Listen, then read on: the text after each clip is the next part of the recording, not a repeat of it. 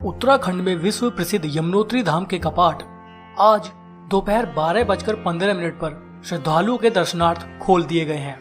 Corona काल में देश विदेश से आने वाले श्रद्धालुओं की गैर मौजूदगी में ही कपाट खोले गए हैं। कोविड गाइडलाइन का पालन करते हुए सीमित संख्या में लोगों की मौजूदगी में यमुना के शीतकालीन निवास स्थल खुशीमठ खरसाली में मां यमुना विदाई हुई, जो 11 बजे यमुनोत्री धाम पहुंची। जोर से बोलो।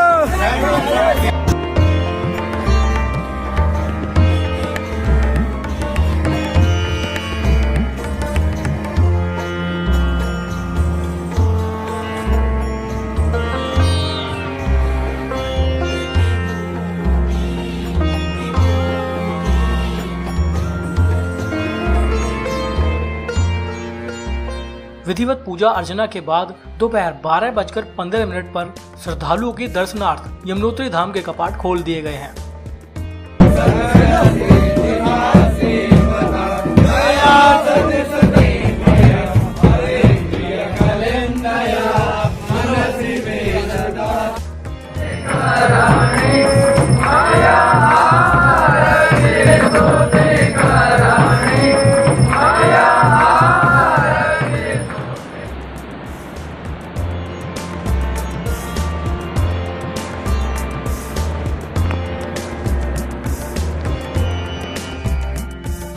आगामी ग्रीष्म काल के 6 माह तक देश विदेश से आने वाले तीर्थ यात्री मां यमुना के दर्शन यमुनोत्री धाम में कर सकेंगे, लेकिन कोरोना के बढ़ते केस के बीच श्रद्धालुओं को दर्शन करने की अनुमति अभी नहीं मिल पाई है।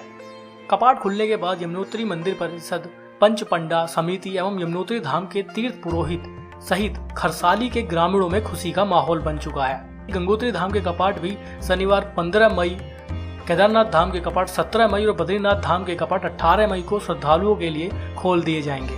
कोरोना के बढ़ते केसों के बीच इस साल भी श्रद्धालुओं को दर्शन करने की फिलहाल अनुमति नहीं दी गई है।